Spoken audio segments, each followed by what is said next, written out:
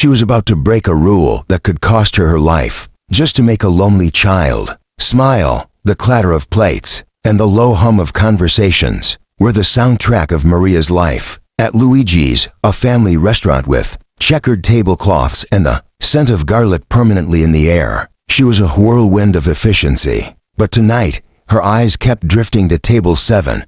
It was tucked in a corner, always reserved for the same man every Friday. A man who commanded silence without saying a word, whose arrival made the owner himself straighten his apron, Mr. Moretti. And beside him, always, was an empty chair. Tonight was different. The empty chair was occupied. A boy no older than 10 sat there, his small frame looking swallowed by the large booth. He pushed a meatball around his plate with a fork, his chin resting in his other hand. His eyes, large and dark, weren't watching the food or the other diners. They were fixed on the small, cleared space by the jukebox where a few older couples were dancing to a soft Italian melody. Mr. Moretti was engrossed in a hushed, serious conversation with 2 of his associates, his back partially turned to his son. He would occasionally pat the boy's shoulder absently, a gesture that was meant to be comforting, but only seemed to emphasize the distance between them.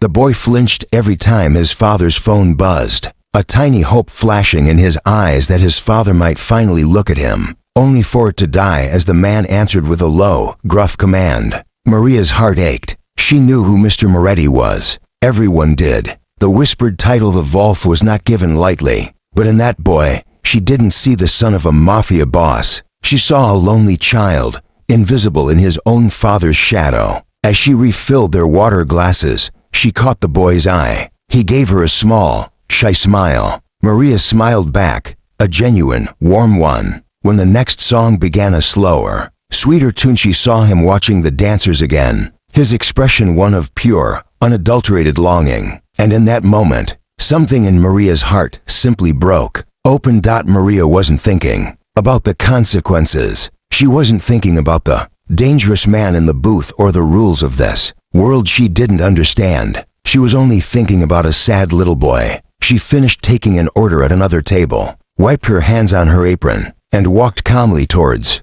table 7. She could feel the weight of Mr. Moretti's gaze as she approached, but she kept her eyes on the boy. She stopped at their table, giving a slight, respectful nod to the father before turning fully to his son. "That's a beautiful song, isn't it?" she said softly to the boy. He looked up, startled, then nodded, his eyes wide. Maria took a gentle breath. "It's a shame for a beautiful song to go to waste. Would you like to dance?" The air at the table seemed to freeze. One of Mr. Moretti's associates shifted uncomfortably. The boy's eyes darted to his father, fear and hope warring on his face.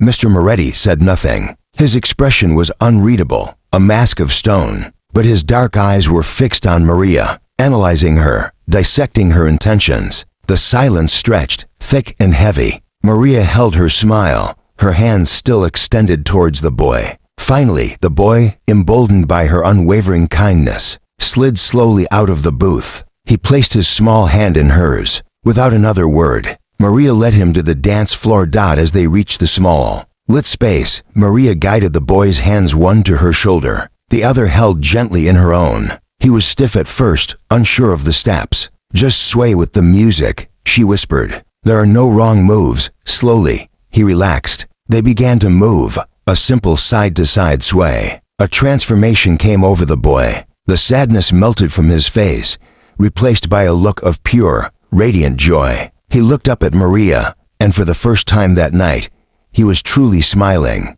He started to giggle as she spun him in a slow, careful circle. In that moment, he wasn't the son of a feared mafia lord. He was just a little boy, dancing with a kind waitress who had seen his loneliness and chosen to step into it. Maria laughed with him, her own worries about rent and long shifts forgotten. The entire restaurant had grown quieter. Other diners watched, some with soft smiles, others with nervous glances towards table 7. The music seemed to swell, wrapping the 2 of them in a protective bubble of melody and light, a stark contrast to the shadowy corner where his father sat, watching it all unfold.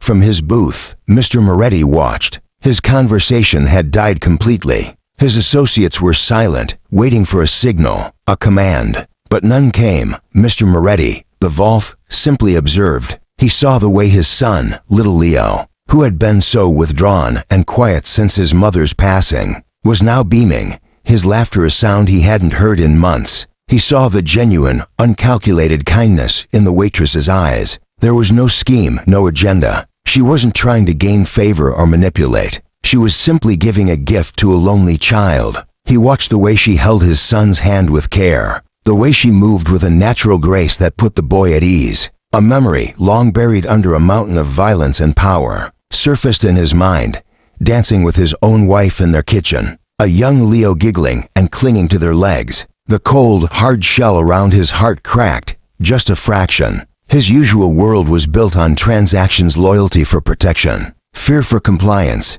This was different. This was grace, and it was being offered freely to his son by a stranger in a red waitress apron. He made no move to stop it. He just watched, his imposing presence now seeming less threatening and more pensive. The song came to an end. Maria dipped Leo into a playful, final pose, making him erupt. Giggles. As the music faded, the spell was broken. The restaurant's normal sounds slowly returned. Maria led a slightly breathless Leo back to table 7. She expected coldness, anger, a dismissal. But as they approached, Mr. Moretti stood up. He was a tall, powerfully built man, and his movement commanded the space. He looked at his son, at the unbridled happiness on his face, and then his gaze shifted to Maria.